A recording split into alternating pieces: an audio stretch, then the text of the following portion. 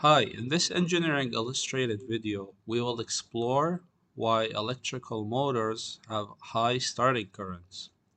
Now, the reason motors in general have a very high starting current, it's not that they have a defect or it's an error in design. There is some physics behind it. And the physics that we're going to look at is something called EMF, the torque, and how they are related to the starting current.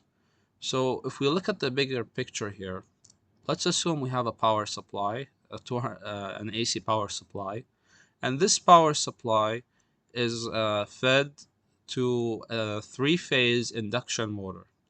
Now in the three-phase induction motor, we have the stator, which is the stationary part of the motor. It creates the magnetic field that is needed to cause the rotation and or the movement in the motor, and that's where the rotor part, which is the part that spins, uh, it causes a spinning.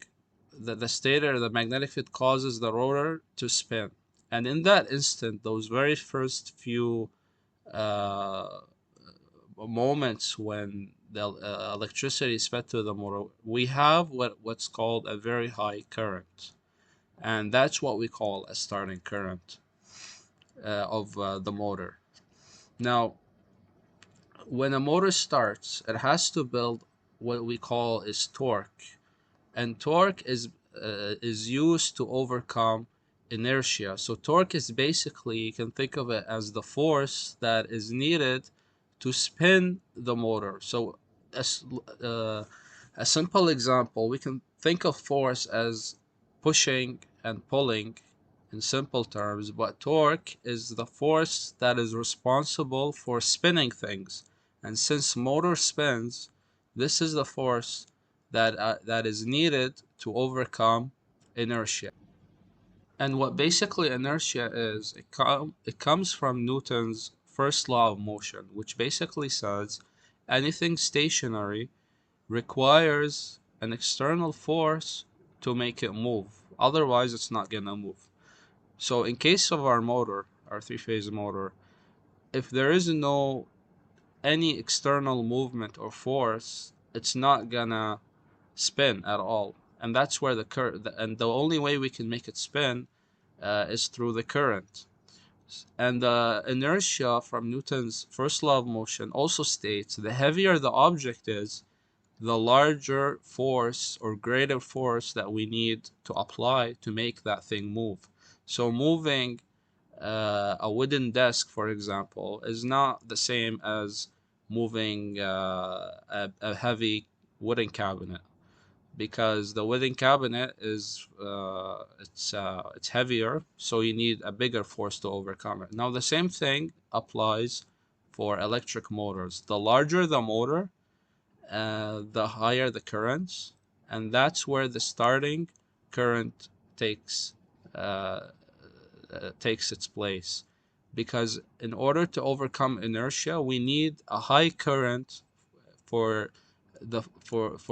to create a torque that is strong enough to make the current to make the motor spin. Now we will explore something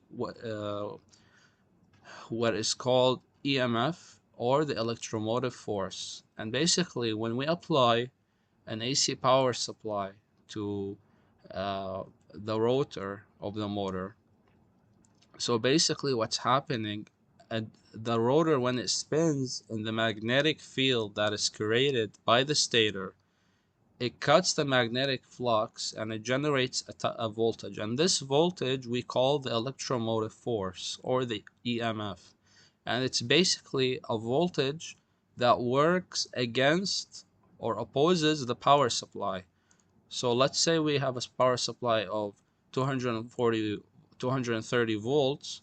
The electric motive force will reduce that voltage, and as speed increases, the EMF, the back EMF, proportionally increase. So put simply, uh, let's say at stationary conditions, when the motor is not spinning, the speed is zero, and the EMF is also 0. So when we apply current, we're going to have a gradual increase in the speed of the motor because it's gradually increasing, and proportionally the EMF will also increase. So if we put it all in a circuit, let's say we have, this is a power supply, okay, and these are the characteristics for the stator windings. The EMF is gonna work against the power supply, and let's look into more details and how the opposition of the EMF will allow us to understand why a starting current occurs and how it will decrease when the speed of the motor also increases. So Ohm's law states that the current equals the voltage divided by the impedance. Now, if we have two cases here, so we have the Vs is the power supply, and at the start, let's say we have speed is equal to 0. So if speed is equal to 0, the back EMF is going to be 0, because we said the back EMF is proportional to the speed. So the starting current, if we apply any number here, it's going to be very large. Whereas at the running speed, if the voltage of the supply voltage is we have the EMF working against it, so we're gonna have a reduction in the voltage. So when you do the math, the current is gonna decrease. So since EB is 0 at start, we will have a large starting current. So that's where the starting, so in this scenario we have the starting current, and in this scenario, this is after the motor starts running and gains speed, and when it gains speed, the current will reduce, and we will look into that in details now in this section. So as stated earlier, we said that EMF is proportional to the speed of the motor. So when the speed increases, we're also going to have an increase in the back EMF voltage. And eventually it will reach the same voltage, we will see shortly, or close to what we call as the rated speed. The rated speed, which is close to the power supply of the uh,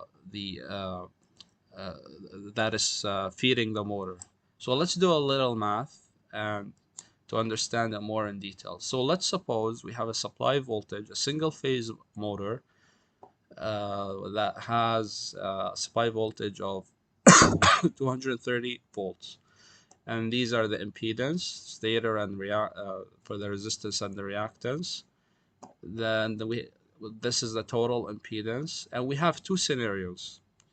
We're going to calculate the starting current and the rated or running current. So in the starting current, we're going to use Ohm's law that we've shown earlier. So Ohm's law states that the voltage over the impedance. So we use the supply voltage 230 divided by the impedance, and we get a current of 145 amps. So in this scenario right now, there is no back EMF. So this is the first these are the first moments when current is applied to the motor and it's stationary. So the motor is stationary and it's just beginning to spin. So as we apply the current and the speed is gradually increasing, we're gonna have an increase in the back EMF. So eventually, when it goes to the rated speed, we're gonna see that the current is gonna decrease. So if we apply Ohm's law again, we're gonna have this voltage, which is the EB, which is the EMF, Since it opposes the supply voltage, we subtract. So the supply voltage minus the EMF voltage divided by the same impedance, we're going to have a significantly lower current. And that's the normal operating current that would run the motor. So now let's look at why a high current causes a high starting torque. So as we said, torque, you can think of it as the force that is needed to spin the motor. And in those initial stages, when the motor is starting, we're gonna need a high torque. That's what we call a high torque. In order to overcome the force that is needed because it's stationary, it's especially for larger motors, we need a torque to make it spin. So a high starting current will eventually produce a high starting torque, and the higher the torque, the more the motors will spin. So let's look at this plot here where we compare the speed and the back EMF. As the torque goes up, we said the speed of the motor will go up.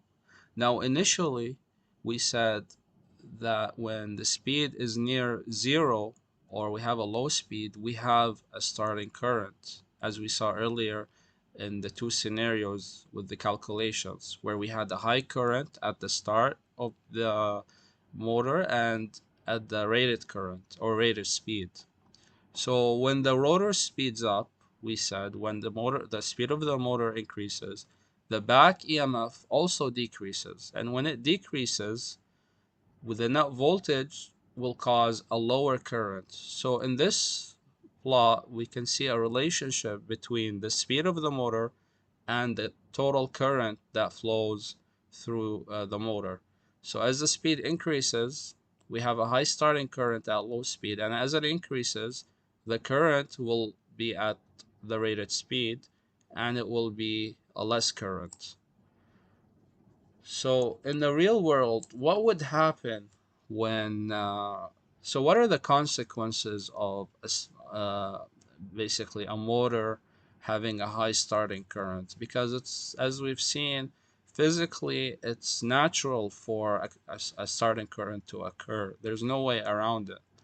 So there, we cannot avoid a starting current, but we can work around it or prepare for it. So if we have a good, for example, supply voltage, we will not see any issues. Whereas if we have a weak supply voltage, we might experience voltage dips or maybe lighting circuits will reduce, as well as heating of the windings of the motor and stress on electrical components. Now, in order to prepare, that's why, so I'm not gonna go into details. Maybe these can be discussed in future videos. But we use what's called a star delta starter, a specific starter for three-phase induction motor, and that is specifically for uh, to prepare for the starting current, to work around it. That way, the motor is not damaged.